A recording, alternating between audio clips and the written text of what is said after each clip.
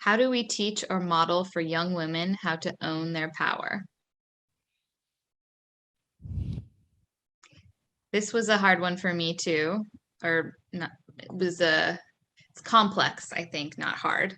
And really similarly to the last question as well, it's for me that unlearning, or sorry, the first question, it's a lot of unlearning and unlearning that my voice doesn't matter as much as other voices, and that balance of of owning your power, which I'm still trying to kind of wrap my head around, and hearing others as well. Yeah.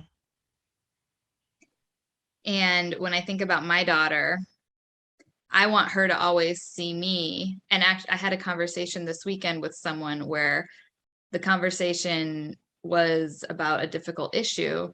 And I said towards the end of the conversation, and mostly because my daughter was listening, I said, I will never back down about the issues that I care about.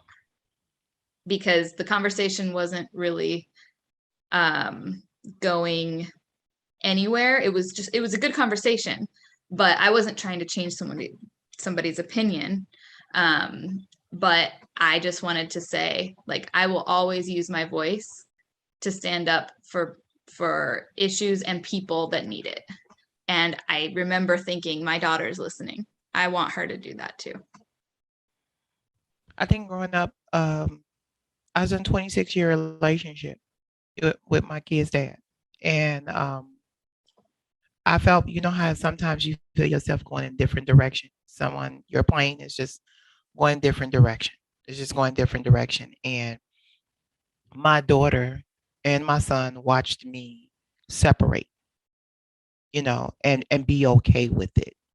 It was always that struggle of you're not going to make it without me, but I'm making it without him, and I'm doing what's best for me. And I love that my kids see that because my kids are so strong willed that, especially my daughter she's very clingy to me, but I see her being herself. I never could see her being a mom because she didn't like kids, Jennifer, at all. So I was a little nervous. But she is just like the best mom in the world, you know. And I wonder, how did that come to be? How did that where did she get her power from? And I look at the things she do and I say she listened. So she saw me grow, and it only made her grow even more. And she's still growing. It's a process. That's awesome. Thank you, Tiffany. Tamara says, not only am I still using what my mom taught me at 52, but she's still teaching me, just as I'm still teaching my grown children and grandchildren. I struggle with owning my power. I'm interested to hear what everyone else says. And Angelica says, I see a lot of girls feeling unconfident about themselves. I try to be that positive guide. It took me years though, to see my own value and listen to my loved ones when they told me I was good enough. Confidence is a process. It's a process. And she said that to Tamara and everyone. And Tamara said, thanks, Angelica. I have confidence in a lot of areas, but in other ways, I feel shy or apologetic. I'm learning. And Kathy says, also here to learn. Yes. Why are we always saying I'm sorry? I want to remove that from my vocabulary. I tell my friends when I talk on the phone, oh, I'm sorry I haven't called you sooner. I'm sorry I didn't do this. And I do it too. And I'm like, let's make a pact to not apologize to each other and not apologize for things we don't need to apologize for, right? I really personally would like to stop. I mean, apologizing is great when it's Yeah. needed. Yeah. And it's a very important tool and very important to be able to apologize, but not when we don't need to apologize for, breathing or taking up space. Anna said, we are stronger than we think. I made it. I made it. My daughters think I'm a strong woman only because they didn't see my tears. And Tamara said, my daughter is always telling me to stop saying I'm sorry for everything. Yeah, that word I'm sorry is just like, wow. It's just like, wow. And I thank you for sharing that because my daughter never saw my tears either. She only saw that her mom got up every morning, got her kids dressed, went to work, took a full-time job, and now is traveling and with her job and okay with traveling and still checks on her kids. That's all my daughters see, which actually hints her helps with her power when her child grows up. This one was kind of I was thinking about Jennifer when I was little. I was little, little dark skinned girl, and I always had an issue about my color. And I lived with my grandma. And when I was living with my grandma used to always tell me, "I'm gonna shine you up like a new penny." And I never understood what she was saying. I thought she just meant she just go put Vaseline grease all over my body and shine and shine me up, right? And my grandma started putting me in beauty pageants when I was little, and I was in swimsuit pageants, and I still didn't understand until I got in high school. And I got in high school, I never did anything, never played sports or anything, which still had an issue about my color because I was dark skinned. And then once I became an adult and I seen how my skin, my smile, my face, my eyes impact so many women that I come in contact with, I know what shining me up like a new penny meant because I still got that penny. It's right here in my drawer. And I look at it every day and I tell my grandma, even though she passed away in 2003, I tell her I'm shining. I'm shining. So I tell my daughter asks me to tell her that story every so often. And everybody has imperfections, but power is what's inside and it's what you bring out. That is powerful. Thank you so much for sharing that story, Tiffany. Mhm. Kathy says, "Aw." And Anna says, "Right, I do not apologize anymore unless I hurt someone." And Mhm. Andrew says, "For me, I don't want my kids to see me Explicitly. explicitly or implicitly reinforcing toxic, outdated ideas about family and societal roles. I want to deconstruct what I learned growing up about gender roles and Yeah. to make sure I break the cycle with my family and children." Yes, Yes. Andrew, same, says Kathy. Yeah, and gender roles, or in like with your story, Tiffany, Mhm. gender and that intersectionality of being having dark skin and being a woman, like just seeing, I love that story because it really, like seeing your grandma know how to plant that seed in you and shine you up, like she said, but like to know you're shining up the inside of you, Mhm. right? That's Mhm. so, I just love it. It's great. Mhm. And I had to process it. I had to know how to own my power. I had to know not to let people take advantage of me. And as an adult, I look at my kiddos and my kids have such strong power and big hearts. Oh my goodness. I used to be nervous about my son because he was an only child for 4 years, but he shared everything he had. He was not a selfish kid. My daughter is not a selfish kid. They are such givers.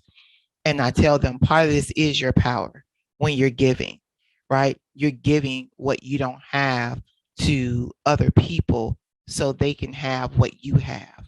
So now y'all empower together. So empowering people and using that power to do it is like really, really strong in my household because we're all like that. And I like how Andrew said when it comes to gender, power is changing. You know, Power used to be black and white. Now it's gender. Now it's people's feelings. So power is so broad. When I saw this question, Jennifer, I was like, which power are we talking about here? Mm. You know, because it's so much of it. Support is power. Yes. Yeah, I was like, when you were talking and hear Anna, when she says support is power, it's just about community. Owning your own power Mhm, is contributing to community, uplifting community. mhm, And it just makes me want to go out and talk to more people and meet more people and connect with them. And I know that's one of the protective factors, right? Social connection, mhm, and also one of our domains of vitality, social connections. mhm. And it just makes me want to go talk to people who have had different experiences than me, look different than me, identify differently than me, so that we can together find that power, the places where we connect, or the places where we can give to others to help uplift them as well. Yeah. And that's what I hope my children can see, even though it's a daily struggle. I feel like in a world that's pretty disconnected, depending, for me, I feel sometimes disconnected, or I feel like I don't I need to seek out the places where those conversations are taking place. And I feel so lucky to work in an environment where those conversations are taking place. And then, Mhm. but going out into the your day-to-day life, I want to bring that there, and I want my children to see the the positive change that that can have. I can tell you where it's at. Let Okay. me tell you where it's at. Yes, please. It's at Walmart in the chip aisle. Oh. I'm telling you now, it's in Walmart and chip aisle. All you have to do is say good morning, hello. We don't realize how that power of saying good morning and hello makes such a big difference in Mm, people's lives. They probably were having a bad day, or they were probably going through something, and somebody just comes out the blue and with a smile on their face and say, hello, how you doing? I mm, do it everywhere I go. You mm-hmm. know, I I didn't even used to do this. I used to be like the quietest person, be like, I don't know them. I'm not gonna say anything. Now I'll be like, good morning, how you doing? Even with my neighbors in my neighborhood, it's like that lady has got to be the coolest lady ever because she's smiling all the time. And sometimes it's because I need them to say hello to me because it Mm, helps me get through too. yes. So sometimes giving that power and getting that power back only makes you powerful. You're adding to constant. Mm, yes. That's my daughter does that. She's 5 and she goes everywhere. Hi, hello. Or she'll make a comment about something she likes. And Yes, so that makes me think like she already has the power. yes, she Let's just not do. squash it. Let's help it blossom. Yeah. Yeah. And I think that's where the play dates come from. You know, when you're having those play dates and you're giving, you're giving that power, especially to our girls. My daughter didn't speak to nobody. I'm like, if she don't come from behind my leg, holding on to my leg the way she do, and even now as an adult, she'll call me and say, "Ma, I need you to go with me," and I have to say, I have to put my foot down and say, "No, you are 22. You're going to go by yourself." And you're going to ask questions. And then me and you are going to debrief it when you come, afterwards. I say, figure it out. And she just feels like, what am I going to do? Figure it out. What's wrong with you? You know what to ask. So I have to help her a little bit more than my son, because my son would make a friend with a fly on the wall. He is, his power and making friends and everything is really cool at 26. Especially with the game. He talks to anybody on that game. But my daughter, total opposite. Total opposite. And Angelica said, I feel gender roles are not necessarily bad. I am more of a traditional person, but I am not inflexible. Men should feel safe to cry, and there are different types of women who deserve respect.